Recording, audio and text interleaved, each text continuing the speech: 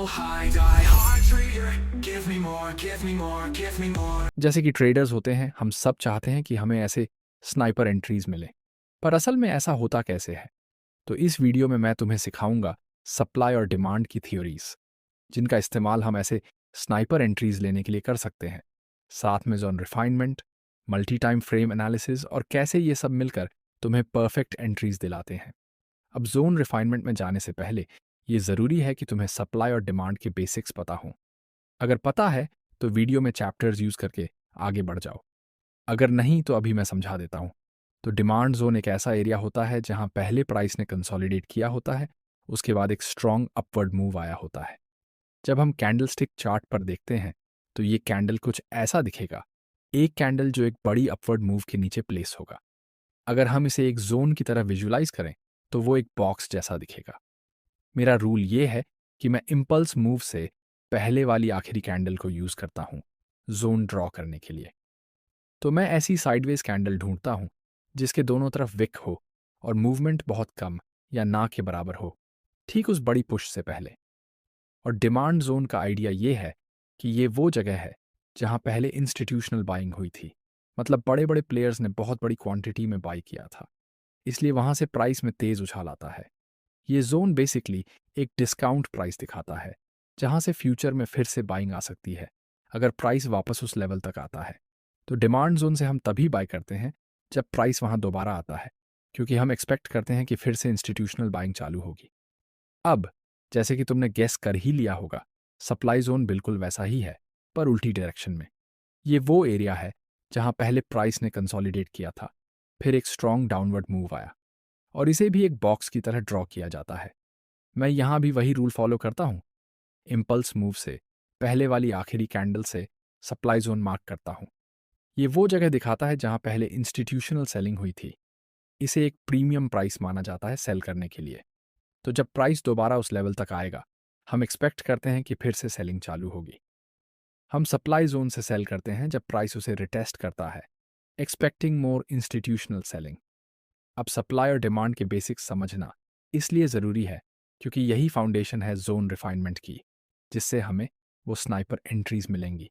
अगर तुम्हें अभी भी और डीप समझना है तो ऊपर एक कार्ड है जो तुम्हें एक प्योर सप्लाई डिमांड वीडियो तक ले जाएगा।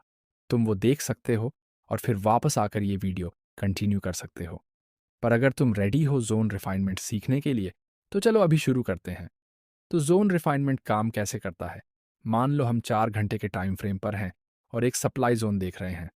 हम चाहते हैं कि जब प्राइस उस एरिया तक वापस आए तो वहां से सेल करें। प्राइस वापसी कुछ इस तरह दिखेगी। हमारा टारगेट सिंपल है, रीसेंट लो तक का। इसका मतलब हमारी पोजीशन कुछ ऐसी दिखेगी। अब ये एक 1.9 रिस्क टू रिवॉर्ड ट्रेड है, मतलब तुम 1% रिस्क करके 1.9% कमा सकते हो, या $1 रिस्क करके $1.90 कमा सकते हो। ये ठीक है, पर रिवॉर्ड बहुत बड़ा नहीं है। ये स्नाइपर एंट्री नहीं मानी जाएगी। अगर तुम हमेशा ऐसे ट्रेड्स लो तो हाँ, तुम प्रॉफिटेबल रह सकते हो, पर बैरली, क्योंकि रिवॉर्ड रेशियो लो है। अब जो हम कर सकते हैं वो है इस 4 घंटे के टाइम फ्रेम के अंदर जाकर जोन्स को रिफाइन करना। जोन रिफाइनमेंट के लिए हमें लोअर टाइम फ्रेम में जाना होगा। तो हम 1 घंटे के टाइम फ्रेम पर जूम इन करेंगे और छोटे सप्लाई जोन्स ढूंढेंगे जो उस 4 घंटे वाले जोन के अंदर आते हैं। तो मान लो 1 आवर चार्ट कुछ ऐसा दिखेगा। अगर हम 4 घंटे का जोन मैप करें तो वो एक ब्रॉडर एरिया को कवर करेगा। पर अब हम क्या कर सकते हैं? उस 4 घंटे वाले जोन के अंदर एक छोटा 1 आवर सप्लाई जोन रिफाइन कर सकते हैं। हमें वहां और इम्बैलेंस दिखता है और एक छोटा सप्लाई जोन दिखाई देता है जो ऊपर की तरफ है। अब इसका फायदा यह है कि हम इस रिफाइंड जोन से ट्रेड ले सकते हैं। अब देखो, इसी रिफाइनमेंट की वजह से हमारा रिस्क टू रिवॉर्ड काफ़ी इंप्रूव हो गया है। अगर हम फिर से 4 घंटे वाले चार्ट पर जाएं तो हमारा रिफाइंड जोन ऐसा दिखेगा और हमारी पोजीशन कुछ ऐसी होगी। सेम ट्रेड है, same target, same selling area, पर क्योंकि हमने रिफाइन किया, हमने उस 1.9 रिस्क रिवॉर्ड ट्रेड को बदलकर 6.25 रिस्क रिवॉर्ड बना दिया। मतलब तुम 1% रिस्क करके 6 गुना कमा सकते हो, या $1 रिस्क करके $6 कमा सकते हो। तो बेसिकली हम वही ट्रेड लेकर उसे ज़्यादा प्रॉफिटेबल बना रहे हैं और साथ में वो सुंदर सा स्नाइपर एंट्री भी मिल रहा है। अब चलो इसे एक रियल चार्ट पर देखते हैं। ये 4 आवर टाइम फ्रेम है, पेयर है NZDJPY। पर ऑनेस्टली ये स्ट्रैटेजी किसी भी एसेट पर काम करती है। मार्केट ने अभी अभी ट्रेंड डायरेक्शन बदला है और यहाँ हम देख रहे हैं एक ब्रेक ऑफ स्ट्रक्चर, जहाँ से हम लोअर लोज और लोअर हाइज से निकलकर हायर हाइज और होपफुली एक हायर लो बना रहे हैं, जहाँ से हम अपना ट्रेड लेंगे। बस यही है बेसिक ट्रेड कॉन्सेप्ट। अब हम वही टेक्निक यूज़ करने वाले हैं जो पिछली बार की थी। टारगेट की बात करें तो हम सिर्फ स्विंग हाई को देखेंगे। तो जैसा मैंने एग्जाम्पल में दिखाया था, हम बस वहीं से वहीं तक ट्रेड ढूंढ रहे हैं। ठीक है, अब हम लास्ट कैंडल मार्क कर सकते हैं, इम्पल्स से पहले की। यही हमारा डिमांड जोन होगा, जो इस केस में कुछ ऐसा दिखेगा। नॉट बैड, काफ़ी अच्छा सा डिमांड जोन लग रहा है। अगर हम अपनी लॉन्ग पोजीशन प्लॉट करें तो एंट्री यहाँ होगी, स्टॉप लॉस इसके नीचे और टारगेट ऊपर उस हाई तक। अब ये एक 3% का ट्रेड है, मतलब ये कोई ख़राब पोजीशन नहीं है। मैं इसे लेना पसंद करूँगा। यहाँ से एंट्री लेकर वहाँ तक ले जाया जा सकता है, लेकिन हम बात कर रहे हैं स्नाइपर एंट्रीज की। तो चलिए अब उस रूल को फॉलो करते हैं और 4 घंटे से 1 घंटे पर चलते हैं और देखते हैं कि क्या हमें और रिफाइंड अपॉर्चुनिटी मिलती है। जब हम आवरली टाइम फ्रेम पर आते हैं तो साफ दिखता है कि ज़्यादा कैंडल्स ओपन हो रही हैं। बेसिकली जब हम 4 घंटे से 1 घंटे पर आते हैं तो हर 4 घंटे की कैंडल के लिए हमें 4 1 घंटे के दिए मिलते हैं।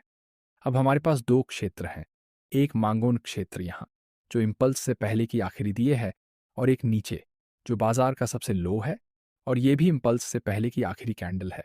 तो अब हम डिसाइड कर सकते हैं कि जोन रिफाइनमेंट कैसे करना है और रिस्क रिवॉर्ड को कैसे इम्प्रूव किया जा सकता है।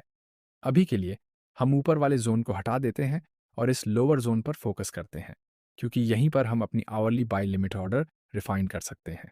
4 घंटे की स्थिति पर हमें 3.08% मिल रहा था, लेकिन अगर हम एंट्री को इस जोन के ऊपर ले जाएं और बाकी ट्रेड सेम रखें तो अब हमें 5.5 का रिस्क रिवॉर्ड रेशियो मिल रहा है। यानी उसी ट्रेड में 2.5% और ऐड हो गया, और इसके लिए हमें बस इतना करना था कि 4 घंटे से 1 घंटे पर आना था और लेवल रिफाइन करना था। अब मैं वापस उस ऊपर वाले जोन पर जाना चाहता हूं, क्योंकि आपके दिमाग में ये सवाल आ सकता है कि इन 2 जोन्स में से कौन सा चुने। देखिए, कई बार जब आप लोअर टाइम फ्रेम पर आते हैं तो जो पहले एक जोन दिखता था उसमें मल्टीपल जोन्स नजर आने लगते हैं और चीज़ें थोड़ी ट्रिकी हो जाती हैं। अब इस सिचुएशन को हैंडल करने का एक सिंपल तरीका है, और नए पोजीशन पर मूव करने से पहले हम इसी पर जल्दी से बात करते हैं। अगर अब हमारे पास 2 जोन्स हैं और हमें नहीं पता कि ऑर्डर कहाँ लगाएं, तो सिंपल तरीका है ऑर्डर को एक्सट्रीम जोन पर रखें।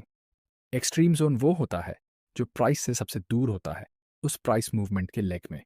तो हमारे प्राइस मूवमेंट का लेग है इस लो से इस हाई तक, ये है बुलिश पुश। अब हम एक रिट्रेसमेंट अपॉर्चुनिटी ढूंढ रहे हैं ताकि हम वहां से बाय कर सकें। इस first leg of price action के अंदर एक्सट्रीम जोन होगा सबसे लोएस्ट जोन, यानी बाइंग सिनारियो में सबसे नीचे वाला जोन। इसलिए ये जोन हमारा एक्सट्रीम जोन बनता है। अगर हमें इन दोनों में से किसी एक पर बाय लिमिट लगानी हो तो स्टैंडर्ड ऑप्शन होगा एक्सट्रीम वाला। पहला रीजन, हमें बेस्ट रिस्क रिवॉर्ड इसी से मिलता है, और दूसरा रीजन, ये सेफेस्ट होता है। मान लीजिए हमने इस जोन पर ऑर्डर प्लेस कर दिया और स्टॉप लॉस यहां रखा, तो हो सकता है हमारी मार्केट डायरेक्शन सही हो, लेकिन फिर भी हम स्टॉप आउट हो जाएं अगर मार्केट एक्सट्रीम जोन को हिट करना चाहे। अब इस अपर जोन के अंदर हम यूज कर सकते हैं जिसे मैं स्टैंडर्ड कन्फर्मेशन कहता हूं। ये कोई नई चीज नहीं है, बस एक सिंपल नाम है एक सिंपल स्ट्रक्चर कन्फर्मेशन के लिए। स्टैंडर्ड कन्फर्मेशन कुछ ऐसा दिखता है, जब मार्केट इस लेवल पर पहुंचे तो हम देखेंगे कि क्या लोअर टाइम फ्रेम स्ट्रक्चर हमारे बड़े ट्रेंड के साथ अलाइन हो रहा है। अब जब हम आवरली पर हैं तो हमें बड़े ट्रेंड के अंदर एक छोटा ट्रेंड दिखता है। हमें दिख रहा है हाई, फिर लोअर हाई, फिर लोअर लोअर, इसके बाद फिर एक और लोअर हाई और लोअर लोअर बना। अब इस पॉइंट पर हमें बेसिकली ये देखना है कि मार्केट वापस इस डिमांड जोन में आए और फिर एक नया हाई बनाए। अगर ऐसा हुआ, मान लीजिए मार्केट अभी जहां है वहीं से ये हो जाए, यानी यहां से नीचे आए, इस लेवल को रिटेस्ट करे और फिर इस पॉइंट के ऊपर पुश करे, ये कंफर्म करेगा कि टॉप जोन सच में एक अच्छा पोजीशन हो सकता है, क्योंकि इससे हमें ये पता चलेगा कि इस डिमांड जोन में इतनी स्ट्रॉन्ग बाइंग आ रही है जो ट्रेंड को रीशेप कर रही है। ठीक है, तो अगर हम प्रीवियस हाई के ऊपर पुश कर पाएं तो ये बताता है कि इस जोन में वो ताकत है जो हमने पहले एक्सपेक्ट नहीं की थी। और इसका मतलब ये है कि अगर मार्केट वापस पुल बैक करे तो हम यहाँ से बाय पोजीशन ले सकते हैं। तो वहाँ से हम डिमांड आइडेंटिफाई करेंगे और उसी पॉइंट से बाय करेंगे ताकि ट्रेड को अपने टारगेट तक ले जा सकें। जैसे ही मार्केट इस पॉइंट तक पहुंचे और यहाँ क्लोज करे, वो एक अच्छा सिग्नल होगा ये कंफर्म करने के लिए कि आप आराम से इस एरिया में बाय लिमिट लगा सकते हो। तो इस तरह से हम मल्टीपल जोन्स को हैंडल करते हैं। अब मैं आपको रियल एग्जाम्पल दिखाता हूं कि स्टैंडर्ड कन्फर्मेशन रियलिटी में कैसे दिखती है। देखिए, हमारे पास एक डाउन ट्रेंडिंग मार्केट है, फिर हम नीचे आते हैं इस लो तक और यहां से एक पुश मिलता है ऊपर की तरफ। यही वो स्ट्रक्चरल शिफ्ट है जो हमें देखना होता है। तो जो पैटर्न हमें यहां मिला है, हमें बेसिकली यही पैटर्न छोटी टाइम फ्रेम पर रेप्लिकेट करना है। ठीक है, तो हम यही exact pattern lower time frame पर देखेंगे। अगर हमें ऐसा मिला तो हम कंफर्टेबली ऑर्डर प्लेस कर सकते हैं। तो ये है एक विजुअलाइजेशन की स्टैंडर्ड कॉन्फर्मेशन कैंडल्स में कैसे दिखता है। तो यही तरीका है दो जोन्स में से चूज करने का। किसी भी टॉप जोन पर कॉन्फर्मेशन एंट्रीज का वेट करें और लोअर जोन जो कि प्राइस से सबसे दूर है और प्राइस एक्शन के लेग का लोएस्ट पॉइंट है, वहां आप अपना ऑर्डर प्लेस कर सकते हो। आप वहां बाय लिमिट डाल सकते हो, क्योंकि अगर मार्केट वहां पहुंचता है तो आप खुशी खुशी एंट्री लेना चाहोगे। अब अगर हम वापस 4 घंटे के टाइम फ्रेम पर जंप करें तो हमें दिखेगा कि हमारे पास टॉप जोन है कन्फर्मेशंस के लिए और एक्सट्रीम जोन पर ऑर्डर प्लेस्ड है। अब थोड़ी देर के लिए ऊपर वाले जोन को हटा देते हैं तो हम देख सकते हैं कि अब 4 घंटे की कैंडल के आधे हिस्से को एक जोन कवर कर रहा है। पहली नज़र में 4 घंटे के चार्ट पर ये इतना स्पष्ट नहीं लगता। ऐसा लगता है जैसे ये कुछ सेंस ही नहीं बना रहा। लेकिन ऐसा इसलिए है क्योंकि ये एक एक घंटे की जोन है। ठीक है, हाँ, ड्राइंग थोड़ी ख़राब है लेकिन आप कॉन्सेप्ट समझ रहे हो। तो ये हमारा 1 आवर एक्सट्रीम जोन है। इसका आइडिया ये है कि हमने ट्रेड को रिफाइन कर लिया है और जहां पहले हम ऊपर वाले लेवल से एंट्री ले रहे थे, अब हम एक्सट्रीम जोन से एंट्री ले रहे हैं, जो कि हमें इस ट्रेड के लिए बेस्ट रिस्क रिवॉर्ड देगा। ठीक है, अब देखते हैं कि मार्केट कैसे बिहेव करता है।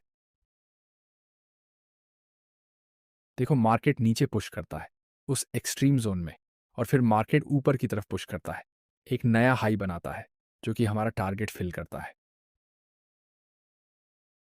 और अगर हम सिर्फ 4 घंटे की जोन से काम कर रहे होते तो जोन का हाई यहां होता, लो वहां होता, तो हमारा पोजीशन कुछ ऐसा दिखता।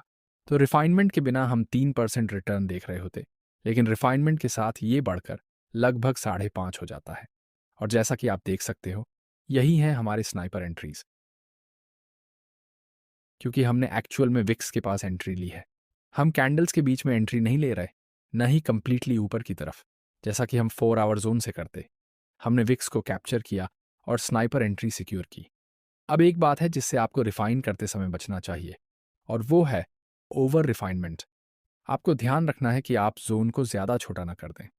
आप सोच सकते हो, अगर 4 घंटे से 1 घंटे पर आकर जोन छोटा हो जाता है और एंट्री रिफाइंड हो जाती है, तो क्यों ना हम 4 घंटे से 5 मिनट या 1 मिनट पर आ जाएं, जिससे और छोटा रिफाइंड जोन मिल जाए।